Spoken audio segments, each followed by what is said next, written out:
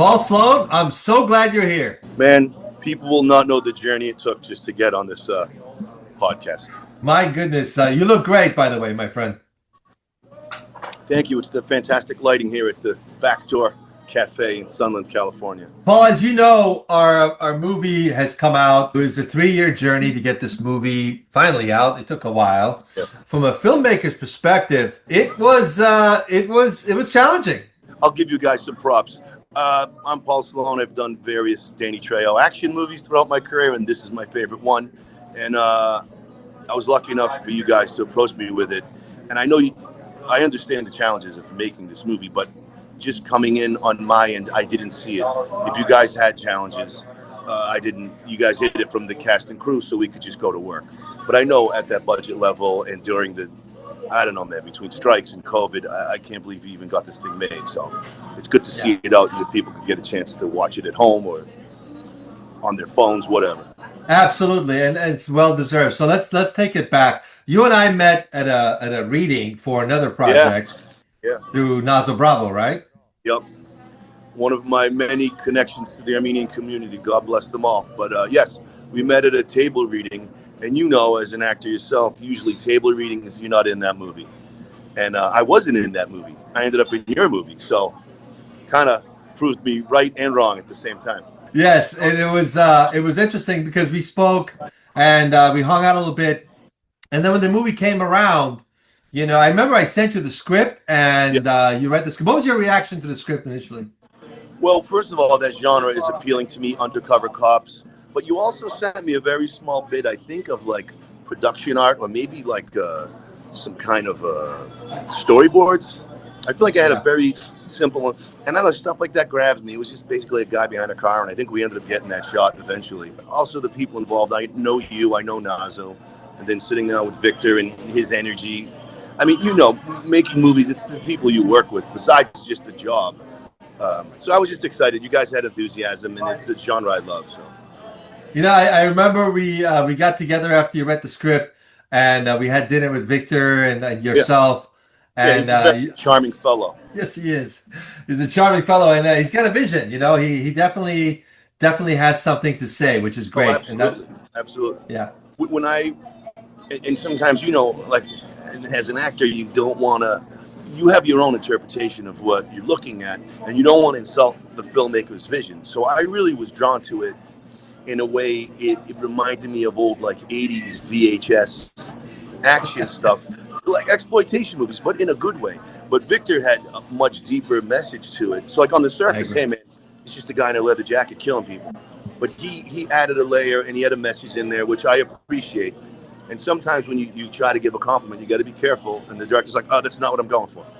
So I always but I was very excited, just the whole vibe. Even when I saw the first trailer cut together, I was like, oh man, you know, I appreciate those movies of the 80s and 90s and just something about just a raw indie movie. That's what we all, I mean, those are kind of coming back a little bit, but John Wick is the flashy version of it. But Victor and you guys, the script added an element.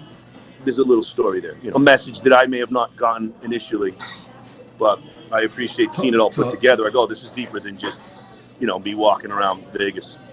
Yeah, no. Well, we'll talk about Vegas in a second, yeah. But let's talk about the leather jacket, because I remember you were looking at how this guy is going to be dressed up. I remember you talking about the black leather jacket. I remember going back to 80s movies. And I hope it comes off as a character, just not as a lifestyle. And I remember when I first saw, I think the first time I saw Gary Oldman was in this movie, State of Grace, which is like a very indie New York gangster movie. And he was just greasy and sweaty, and he lived in that jacket. And if you get a chance to check it out, and it's a young, wild Gary Oldman, and he just looked like an animal. So I mentioned to you guys that jacket. And this is, again, a testament to the production. I still have it, and that is the jacket, right? There's a company that makes leather jackets based on movies. That is the exact jacket. And everywhere I go with that thing, man, I get holy shit. I still wear it. I'm glad. Does Victor know I kept it? I think he gave it to me. But that jacket, he did. No, he knows. He did. He knows. And you know, like everything cinema language. I mean, you see a still shot, of that character. Sweaty jacket, walking around. You know, like something's up, and the jacket is a costume as it should be. Uh, that thing was part of the character. I Yeah. like I said, I put that on. Sometimes I sleep with it on. Yeah. So I remember you told me at the end of the dinner, you're like, "Is this gonna happen, man?" I'm like, "Yeah, it's gonna happen," and we did it, and it was great Pretty that when we fast. went. Yeah, yeah, We were yeah. off to the Well, races pretty fast. what was your preparation like for this character? Um, Honestly, I instead of going on any, because we didn't have a lot of tactical scenes in it, I just thought of like, it sounds horrible, but for me, the mindset of a cop who was so driven, he would leave his family behind to go live with gangsters. That kind of blew my mind. I was like, what kind of guy would do that? I mean, he never saw them. I mean, he put them all in danger.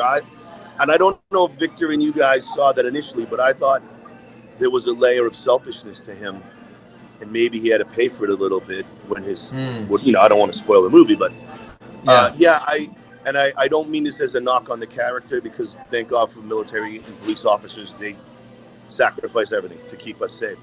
And my prep was, I watched a lot of interviews with military and ex-police officers, and I can't believe anyone that dedicated to just take off, left his wow, family.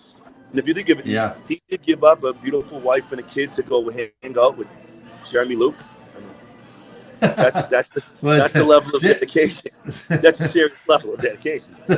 well, there's been some interesting. Yeah, it's interesting. You say you studied law enforcement and military guys. I actually, for the character that I portrayed in the movie, I studied this corrupt cop in New York. I think it's District 75 or whatever it Right. is. And that guy really stood out to me for the character that I played, which was just this.